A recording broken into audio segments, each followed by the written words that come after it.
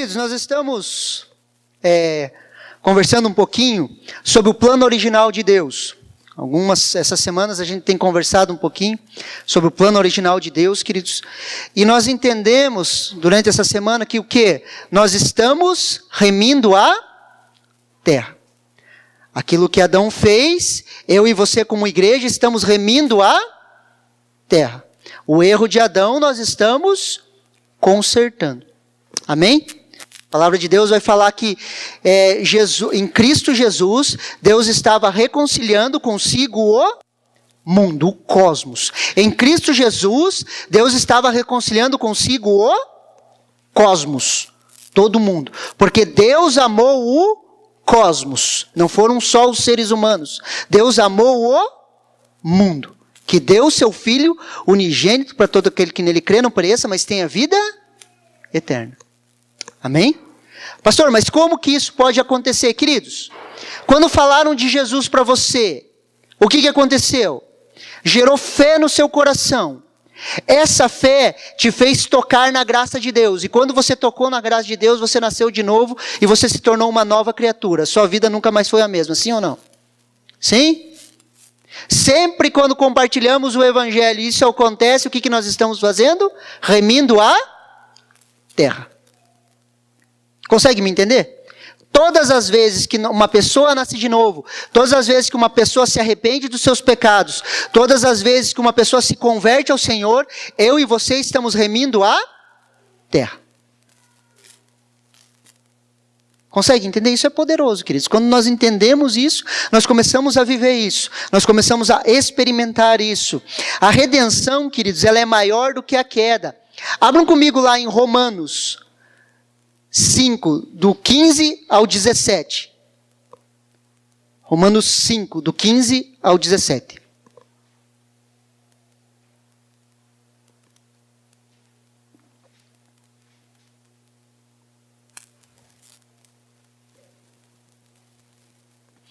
Preste muita atenção nessa palavra. Preste muita atenção. Mas o dom gratuito não é como a ofensa. Abre parênteses. O que é essa ofensa? A ofensa de Adão, o pecado de Adão, o pecado original, ok? Mas o dom gratuito não é como a ofensa. Porque se muitos morreram pela ofensa de um só, muito mais a graça de Deus e o dom pela graça de um só homem, Jesus Cristo, foram abundantes sobre muitos. Muitos quem? Muitos daqueles que creram. Nós, amém? O dom, entretanto, não é como no caso em que somente um pecou, porque o julgamento derivou de uma só ofensa. Abre parênteses. O julgamento veio de uma só ofensa. Toda a raça humana estava condenada. Pelo pecado de Adão, todos pecaram. Ok? De uma só ofensa para a condenação. Mas a graça deriva de muitas ofensas para justificação. Então, as muitas ofensas ainda precisavam ser justificadas. Então, existe o pecado de Adão. Eu e você não somos pecadores porque nós pecamos. Nós somos pecadores porque Adão pecou. E ainda tem muito mais ofensas. Você já ofendeu a Deus, sim ou não? Sim? Fala que sim, crente, senão você está mentindo, vai estar ofendendo a Deus mais uma vez. Amém? Então a justificação de Deus veio sobre as nossas vidas, tirando esse pecado. Vamos continuar lá. Versículo 17. Se a morte reinou pela ofensa de um, por meio de um só, muito mais os que receberam a abundância da graça e o dom da justiça, reinarão em vida por meio de um só, a saber, Jesus Cristo. Então, quando nós recebemos a abundância da graça e o dom da justiça, eu e você fomos capacitados para reinarmos em vida. Livres do pecado, livres da condenação, livres da ofensa, livres de tudo aquilo que nos separava de termos comunhão com Deus. Pastor, o que é reinar em vida? É mandar nos outros? Não, queridos.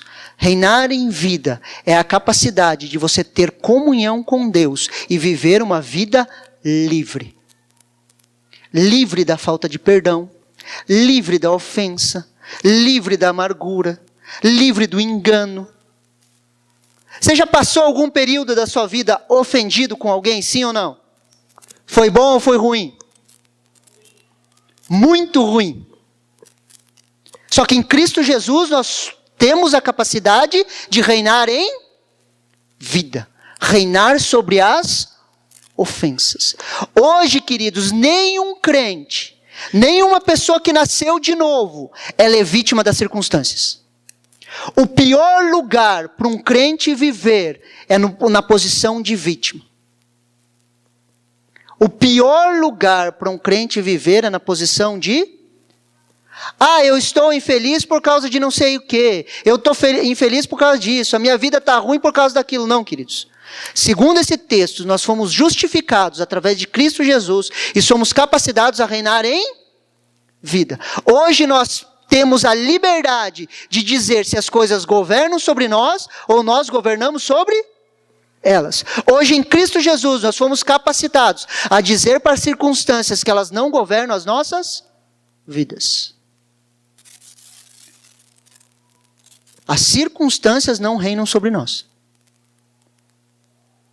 Pastor, você passa por momentos difíceis? Passo. Só que eles não reinam sobre a minha vida. Metanoia, mudança de mente. Elas não reinam sobre as nossas vidas. Você está conseguindo me entender? Essa é a capacitação dada por Deus, queridos. Essa é a redenção de Cristo Jesus. A obra de Jesus, queridos, é muito maior do que a obra de Adão. A obra de Jesus na vida de uma pessoa é muito maior do que a obra de Adão. A obra de Jesus na cruz, ela é muito maior do que a queda. Hoje, a redenção, ela é maior do que a queda. Somos capacitados para reinar em vida, para manifestar o reino de Deus sobre a face da terra. Nós somos capacitados, queridos. Há algo dentro de nós que nós não sabemos manipular ainda. Nós não sabemos como lidar com isso. Mas eu quero te dizer que tem algo dentro de você que é maior do que você.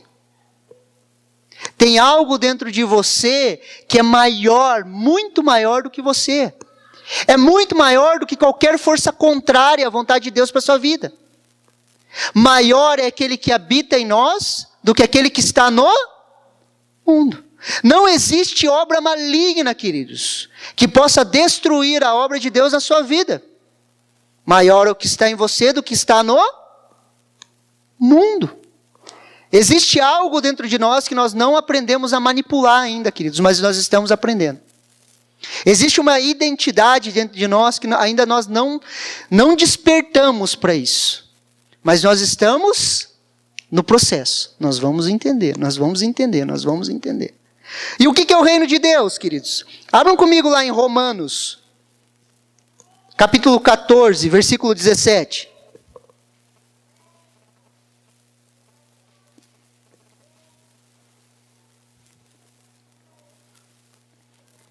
Romanos 14, 17, fala assim: porque o reino de Deus não é comida nem bebida, mas justiça, paz e alegria no Espírito. O que é o reino de Deus? Ele não é comida e não é bebida. O reino de Deus é justiça, paz e alegria no Espírito. Justiça. Jesus se fez justiça por nós. Hoje eu e você somos capacitados e somos justiça de Deus. Deus fez justiça em nós. Quer ver? A gente tem um entendimento errado de justiça, queridos. Sabe quando acontece uma tragédia, ou alguém, um mata o outro, alguma coisa do tipo, que daí as pessoas vão na TV e falam assim: nós queremos justiça, nós queremos justiça. Já viram isso? Sim ou não? O que essas pessoas estão procurando não é justiça, é juízo. É juízo. Justiça, queridos, por exemplo, você cometeu um crime. Você foi condenado por juízo a ficar preso durante 3 anos. Você cumpre a pena. Durante 3 anos, você paga a pena. A partir do momento que o juiz assina que você está livre, você pagou a pena, a justiça foi feita. Você pagou tudo o que devia e a justiça foi feita. E você sai da cadeia. Quando você sai da cadeia, alguém pode te condenar pelo mesmo crime? Pode um advogado chegar assim, não, você vai ser preso de novo. Pode. Alguém pode estabelecer juízo de volta sobre você? Não. Eu e você somos justiça de Deus. Quando Jesus estendeu os braços, ele gritou, Tetelestai, está consumado. O que ele estava fazendo? Pegando o escrito de dívida que tinha contra as nossas vidas, cravando na cruz e nos declarando justiça de Deus. Hoje eu e você somos justificados, nós somos justos perante Deus. Nós somos justos perante Deus. O sangue de Jesus, ele nos capacita a entrar diante da presença de Deus. Conta-se uma lenda judaica, não está na Bíblia, mas os judeus contam, que quando a tenda do tabernáculo estava armada, o sacerdote ele entrava uma vez por ano diante da Arca da Aliança, e quando ele entrava diante da Arca da Aliança, ele ouvia a Deus. Só que se o sacerdote tivesse algum pecado oculto, alguma coisa na vida dele que estivesse contra as leis, as normas e ordenanças, que não tivesse sido confessado, o que acontecia? Ele morria. Morria. Diante da presença de Deus ele morria.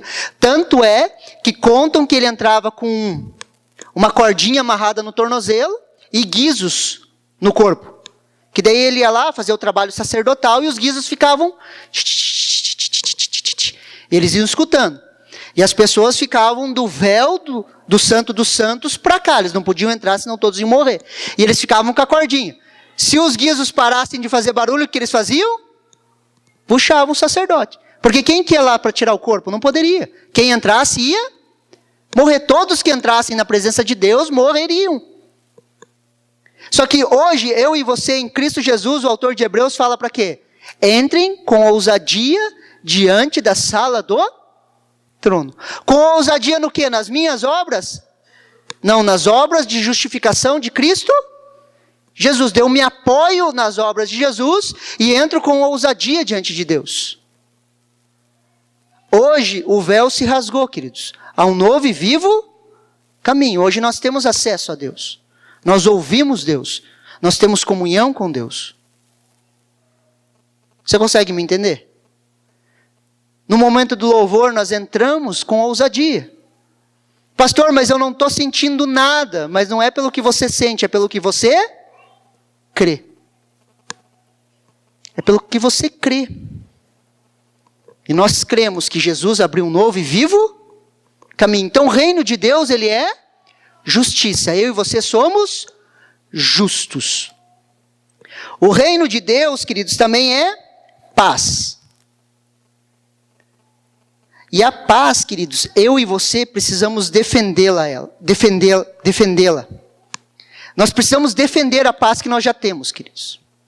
Toda vez que você perdeu a paz, você está acreditando em uma mentira do diabo. Toda vez que você perde a paz, você está acreditando numa mentira do diabo. E toda vez que você perde a paz, querido, você tem que voltar lá atrás e buscar ela. Você tem que voltar lá onde você deixou ela. Você perdeu, você tem que buscar. Às vezes quando você fica meio atribulado, assim, ó, algo assim, você sabe quando você não está em paz, né? Sim ou não? Daí você fala, cara, eu não estou em paz. Você tem que parar e pensar. Aonde que eu deixei a minha paz? Sabe quando você perde o celular? Eu perco um monte de vezes. Celular, tudo que está na minha mão eu perco. Eu falo, puxa, onde que eu deixei? Chave de carro, então? Aquele fica doida comigo. Por que você não coloca no lugar? Por que você não coloca no lugar? E fica lá, a gente correndo atrás da chave do carro até achar. Onde eu coloquei? Onde eu coloquei? Onde eu coloquei? Vou pensando. A paz é a mesma coisa, queridos. Por exemplo, você chega aqui, eu chego na igreja e eu não estou em paz. Eu tenho que pensar onde que eu deixei a minha paz, cara. Daí eu volto lá para trás. Eu tive uma conversa com a Kelly. Não foi ali que eu perdi a minha paz. Eu tive uma conversa com as minhas filhas. Não foi ele. Eu recebi uma mensagem no WhatsApp. E a hora que eu li aquela mensagem, o que aconteceu? Eu perdi a minha paz. Foi uma notícia que eu recebi, que eu acabei acreditando numa mentira do diabo, que roubou a minha. Você está me entendendo que a paz nós temos que defender e sempre tem que voltar lá onde a gente perdeu ela? Perceba, queridos. Sempre quando você não está em paz é porque você deixou ela em algum lugar. Às vezes foi uma má notícia. Às vezes foi algo desafiador. Às vezes foi uma falta de perdão. Foi em algum lugar que nós deixamos ela. E nós temos que voltar lá atrás, buscá-la. Você já discutiu com alguém ser brabo, sim? Vai brabo.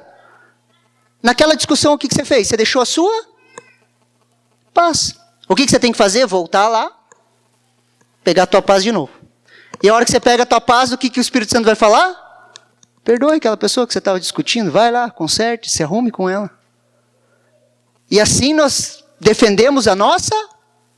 A paz é nossa, queridos.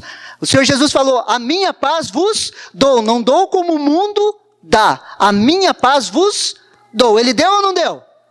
Deu. É nossa. Só que nós temos que cuidar dela. Não pode deixar a sua paz em qualquer lugar. Volta a buscar. Volta a buscar. Perdeu a paz, volta lá buscar. Ora, fala, Deus, onde que eu deixei minha paz? Volta lá atrás, busca ela, ajeita ela. E alegria? Alegria no Espírito Santo. Queridos, a alegria do Senhor é a nossa? Vamos ver se os crentes sabem. A alegria do Senhor é a nossa? A alegria do Senhor é nossa? Aleluia. Jesus, ele suportou a cruz pela força da alegria, queridos. A minha força vai até onde a minha alegria vai. A alegria do Senhor é minha? Minha força vai até onde a minha alegria vai. Se eu estou com pouca força é porque meu coração está pouco alegre. A alegria do Senhor não é a nossa força? Quando eu perco as forças é porque eu perdi a alegria. Jesus, ele suportou a cruz pela alegria, queridos. Abram comigo lá, Hebreus 12.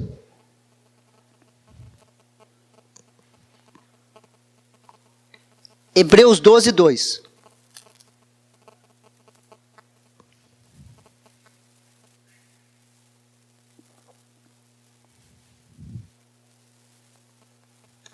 Esse texto, se você puder, marque na tua Bíblia. Medite um pouquinho nele. Hebreus 12, 2. A palavra de Deus fala assim: olhando firmemente para o autor e consumador da fé, Jesus, o qual em troca da alegria que lhe estava proposta, suportou a cruz, não fazendo caso da ignomínia, e está assentado à destra do trono de Deus. Mais uma vez a primeira parte. Olhando firmemente para o autor e consumador da fé, Jesus, o qual em troca da alegria que lhe estava proposta, suportou a cruz. Foi proposta uma alegria para Jesus e ele suportou a cruz. A alegria é tão importante nas nossas vidas, queridos, que ela é uma das características do reino de Deus. O reino de Deus, ele se manifesta com justiça, paz e alegria no espírito. E não é alegria na alma, é alegria no espírito. A nossa alma é composta do quê? Mente, vontade e emoções. A alegria verdadeira é uma alegria que emana do nosso espírito, da nossa comunhão com Deus. Não tem a ver com mente, não tem a ver com vontades e não tem a ver com emoções. E em troca dessa alegria que foi proposta a Jesus, ele suportou a cruz. Ele suportou a cruz. Em proposta a verdadeira alegria, eu e você tomamos a nossa cruz todos os dias. Não somos envolvidos e arredados por uma falsa alegria. Nós vivemos a verdadeira alegria. A verdadeira alegria, que é a alegria da salvação, se manifestando nas nossas vidas e através das nossas vidas.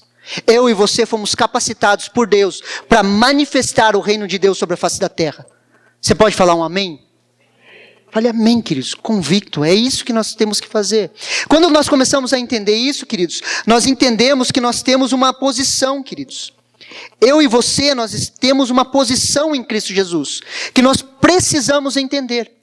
Nós precisamos de toda forma entender qual que é a nossa posição em Cristo Jesus. Aonde Deus nos colocou. Qual que é a realidade da nova criação. A Bíblia fala assim, aquele que está em Cristo, nova criatura é. As coisas velhas se passaram, eis que tudo se fez novo. Quais que são as coisas velhas? As coisas velhas é tudo que Adão fez, queridos. As coisas velhas é tudo que você fez de errado. Tudo.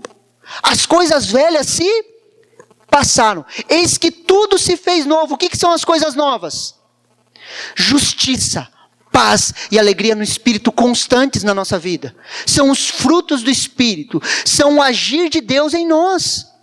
Essa é a alegria constante. Essa é a vida constante em Deus. Você consegue me entender? Aquele que está em Cristo, uma nova criatura é. As coisas velhas se passaram. Morte, ruína, destruição, fofoca, maledicência, tudo passou e tudo se faz novo. E eu e você andamos todos os dias em novidade de vida. Novidade de vida. Coisas novas, queridos. Uma nova maneira de pensar. Uma nova maneira de pensar os nossos negócios. Uma nova maneira de pensar a nossa família. Uma nova maneira de pensar os nossos relacionamentos. Uma nova maneira de viver. Dá um amém aí, querido. Você consegue me entender? Isso tem que nos empolgar. Nós temos uma nova realidade. Queridos, se na nossa família havia morte, destruição, miséria, desgraça, tudo isso se passou, eu renovo a minha vida e as coisas começam a se fazer novas. É um novo casamento, é um novo relacionamento, é uma nova maneira de viver. Alegria é importante nas nossas vidas. Se a gente só entendesse esse texto. Queridos, se a gente só entendesse esse texto. Aquele que está em Cristo, nova criatura é, as coisas velhas se passaram, eis que tudo se fez novo, nós íamos acordar todos os dias, inclusive segunda-feira, feliz da vida. Alegres.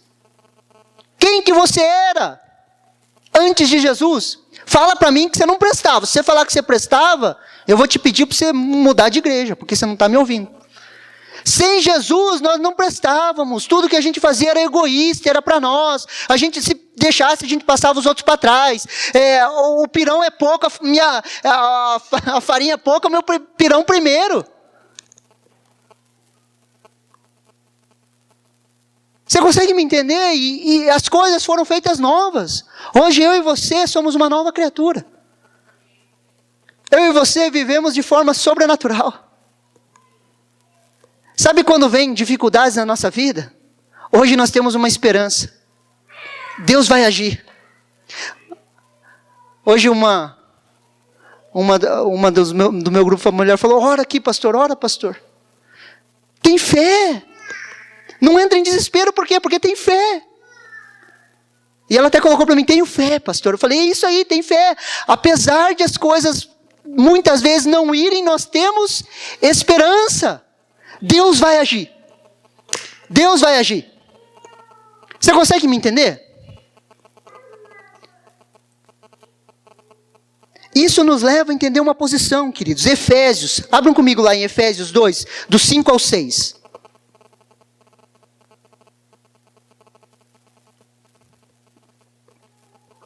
Esse é outro texto que você precisa anotar e meditar nele. Efésios 2, 5 e 6.